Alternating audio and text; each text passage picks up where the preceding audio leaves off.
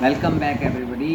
उम्मीद है कि आप लोग स्वस्थ होंगे, मस्त होंगे और यूपीएससी मेंस की तैयारी में जुट गए होंगे। हाँ, आपके साथ बात कर रहे थे जीएस पॉलिटी सेक्शन की। और पॉलिटी में आप तो जानते हैं कि पॉलिटी का जो क्रैक्स है वो फंडामेंटल राइट्स ही है। और फंडामेंटल राइट्स पे मैंने हर वीडियो में खूब अच्छे से चर्चा की है। और वीडियो में आप देखिएगा कि हमने हर चीज़ को करंट से जोड़ के बताया है। ठीक, मैं आत्म प्रशंसा नहीं करना चाहता, लेकिन आपके लिए आपके जानकारी के लिए मैं बता दूं कि आप जब किसी भी चीज़ को करंट से जोड़ के लिखेंगे तो आपके मार्क्स अच्छे आएंगे।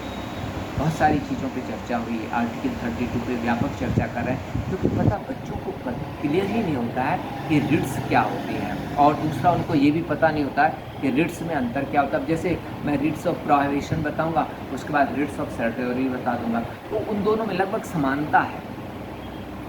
तो इसलिए मैं दोनों अलग अलग वीडियो में समझाऊंगा। इस वीडियो में मैं आपको रिट ऑफ प्रोहिबिशन बता रहा हूँ। ठीक है, इसको पता है कॉमन लोकल लैंग्वेज में हम लोग क्या कहते हैं, स्टे ऑर्डर, स्थगन। ठीक है, स्टे ऑर्डर टाइप का कहा जाता है इसको। तो इसको हमें वहाँ ब्रिटेन में इसको रिट ऑफ इंजेक्शन कहते हैं। इंडिया में जो रिट ऑफ प्रोहिबिशन है वो हायर कोर्ट के द्वारा लोअर कोर्ट्स के लिए जारी किया जाता है। ठीक है, जुडिशियल और क्वासी जुडिशियल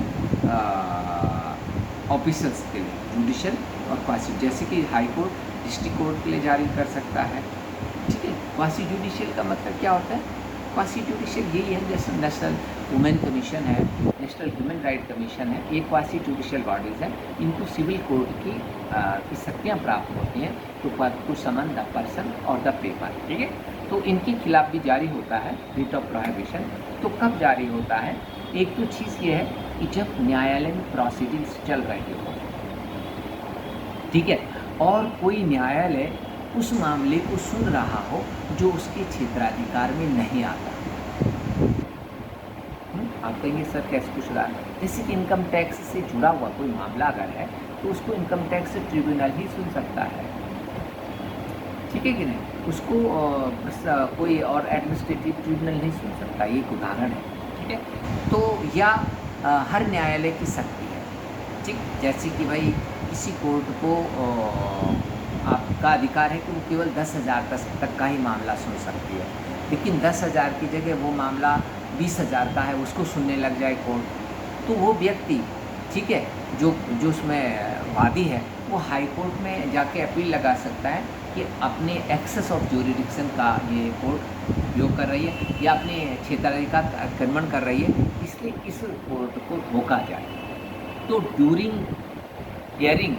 ड्यूरिंग प्रोसीडिंग से ही हाई कोर्ट ऑर्डर जारी करेगा कि आप रुक जाइए। समझ लो।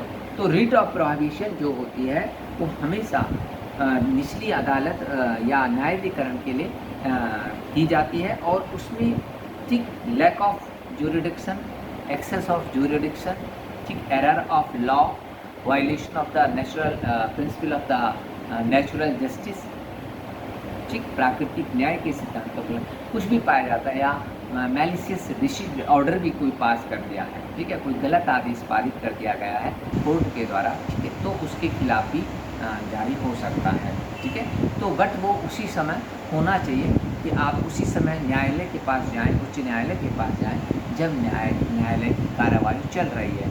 अगर कार्रवाई ख़त्म हो गई, अगर डिसीजन आ गया, उस स्थिति में रिट ऑफ प्रोहिबिशन जारी नहीं हो सकता।